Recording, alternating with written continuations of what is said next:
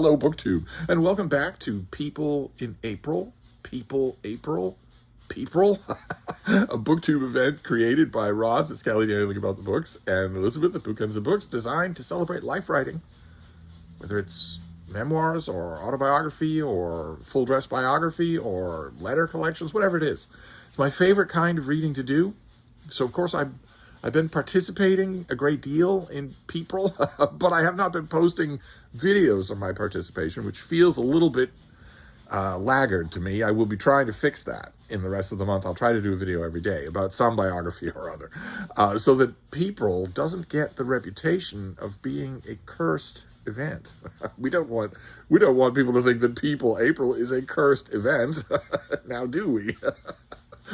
So I have been, although I haven't been posting videos, I have been adding a bit of life reading to my night's docket every single day. I've been increasing the amount of life reading that I read in a given month because of People. And I did that last night as well.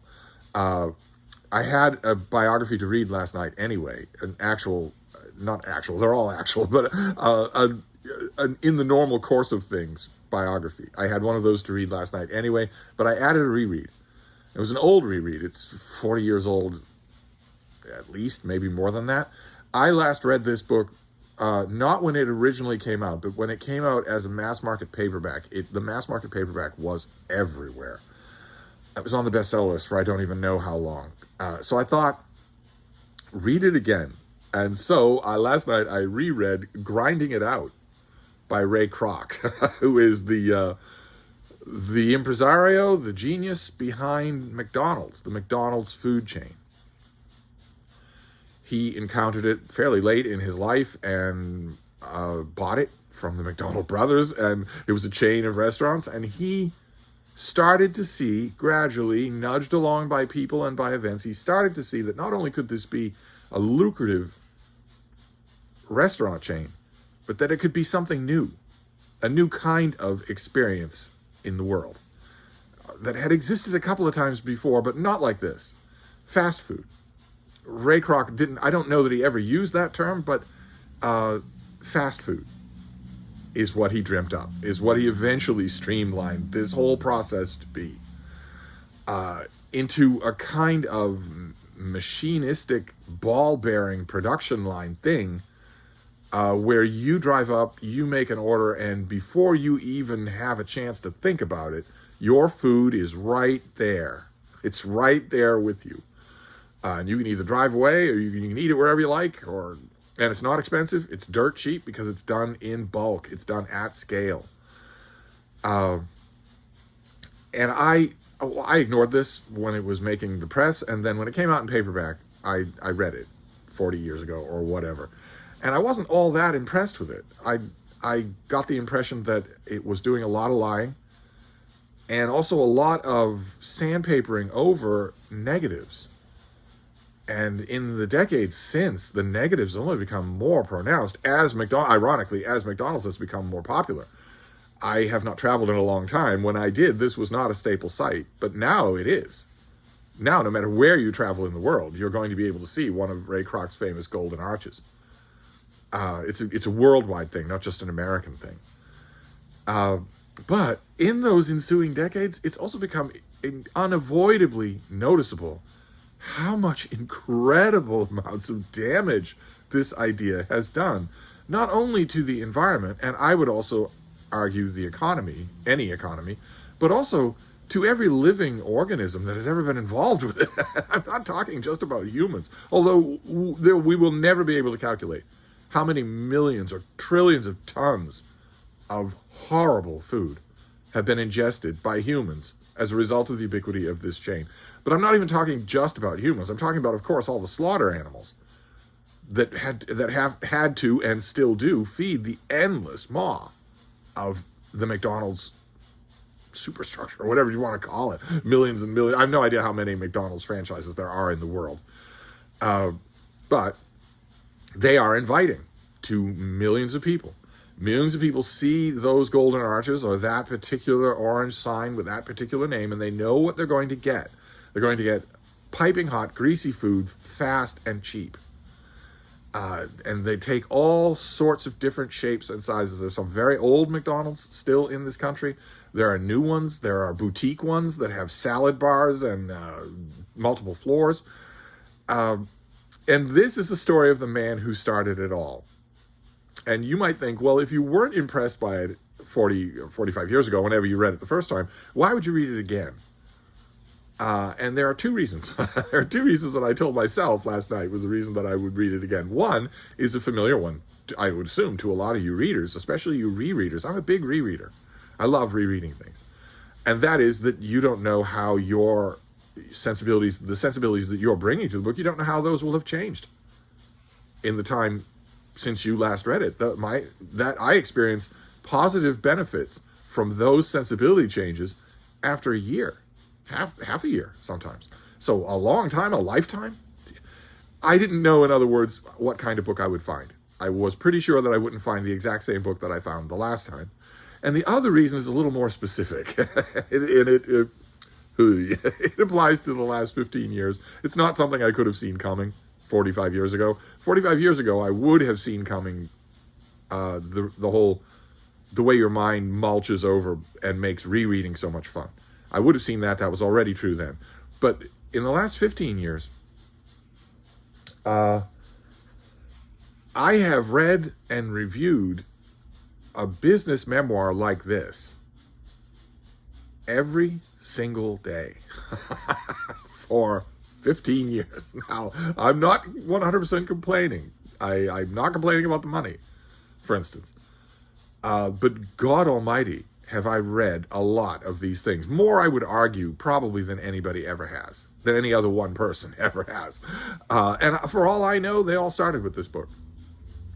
For all I know, this is the template. Not only was Ray Kroc creating the template for fast food franchises, where every single part of it is its own separate thing, its own separate revolving set of ball bearings and widgets designed to make the whole thing work smoothly and quickly.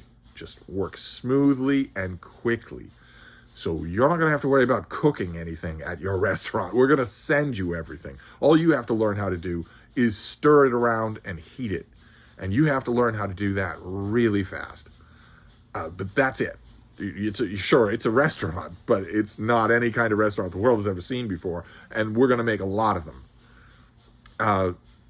Ray Kroc was working real hard, along with one other entrepreneur in the United States, another fast food chain that is almost as popular.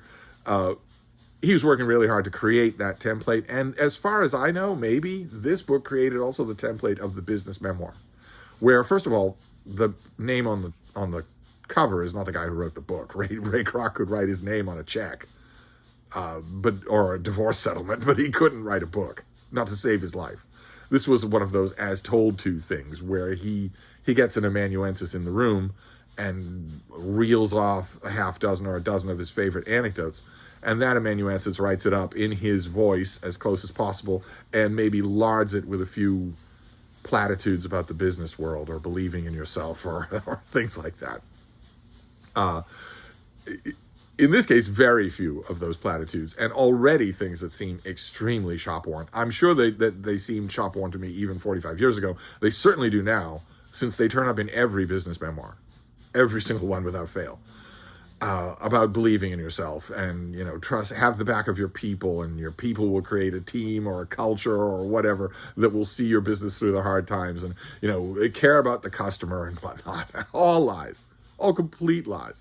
That's another hallmark of business memoirs, is that every fact claim that's in them that in any way can be assessed is false. McDonald's, I know you might be a fan of this chain of restaurants. You might love their food. But by any measure, McDonald's has been a gigantic net negative for the human race. Just by any measure at all.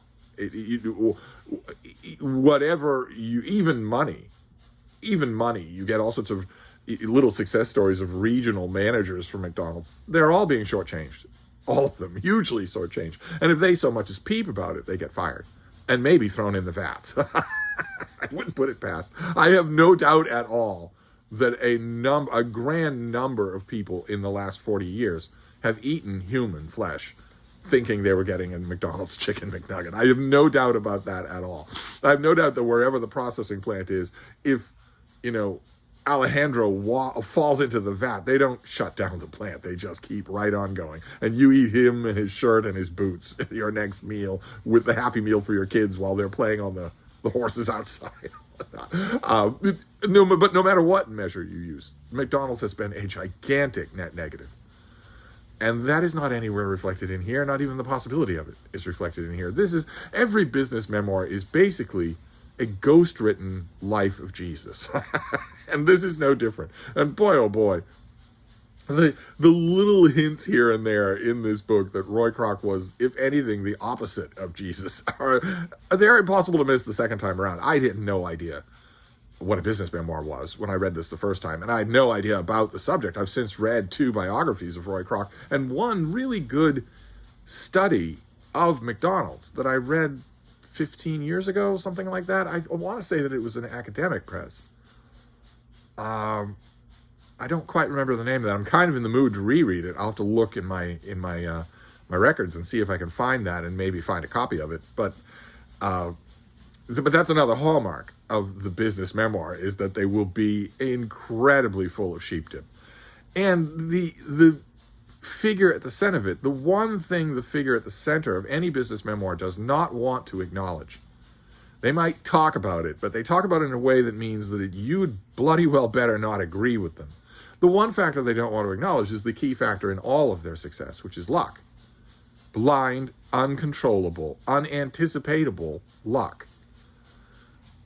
None of them want to admit that. Once they become, the lord of their old kingdom, they don't want to admit that luck had anything to do with it.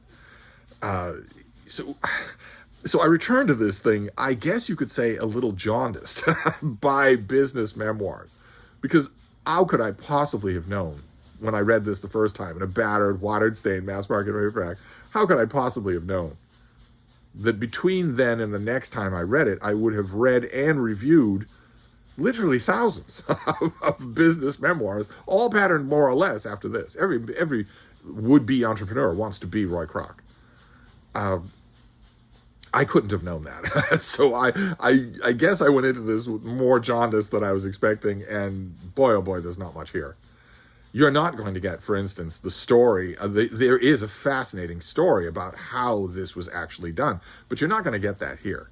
Bare hints of it, bare echoes here and there of that actual story of what. Okay, we've got poultry suppliers, but this isn't good. This isn't what I want. These poultry suppliers that the old McDonald brothers had are supplying their poultry to people. That is totally wrong. I want to change that conception. You are not supplying your poultry to people, and you're supplying it to McDonald's, to a chain, an impersonal thing.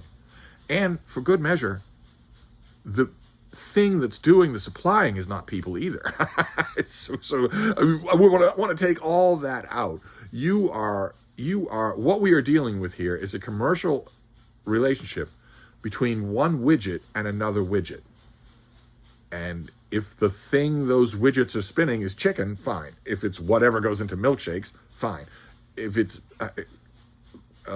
beef in unbelievable trillions of tons, fine.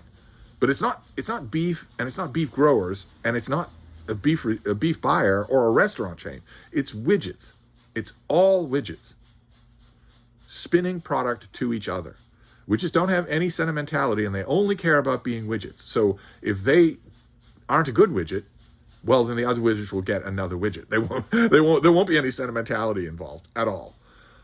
And I don't know, probably this book was not, as the kids say, going to age well. Not only because I've read thousands of these books and know what to expect. I know that you're going to narrate a key moment in your company's evolution. You're going to lie about how much of that key development was governed by luck.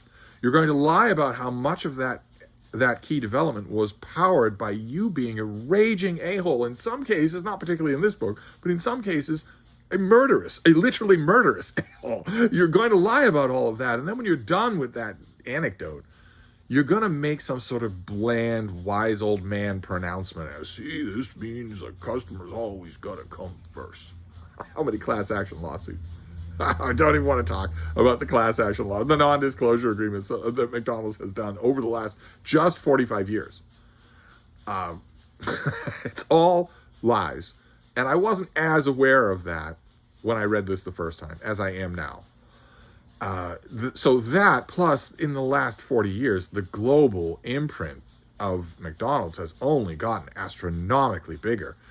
So I was probably not going to enjoy this. I was probably not going to, and I went into it with starry eyes, kind of hoping that I would. Roy Kroc can be a good storyteller. In a lot of passages in this book, you get the sense that being in the room as his amanuensis when he was telling the stories that make this narrative would probably have been fairly enjoyable. So I went in with starry eyes and hopes, and no, the curse of PEIL has struck again, because this was even more abominable than the first time I read it. So I'm gonna try something else tonight. I am resisting, because I don't like to just knuckle under to the curse of PEIL April. I'm resisting the urge to go to biographies that I know I love, where there isn't going to be any doubt at all. All it's going to mean to add it to my night's reading is going to be another layer of annotation, but joyful. I'm resisting the urge to do that because that would be giving in to the curse of PEIL. So I'm going to try another long shot tonight, and I will report back tomorrow. So we'll reconvene then, and we'll hope that it goes better. Thank you, BookTube.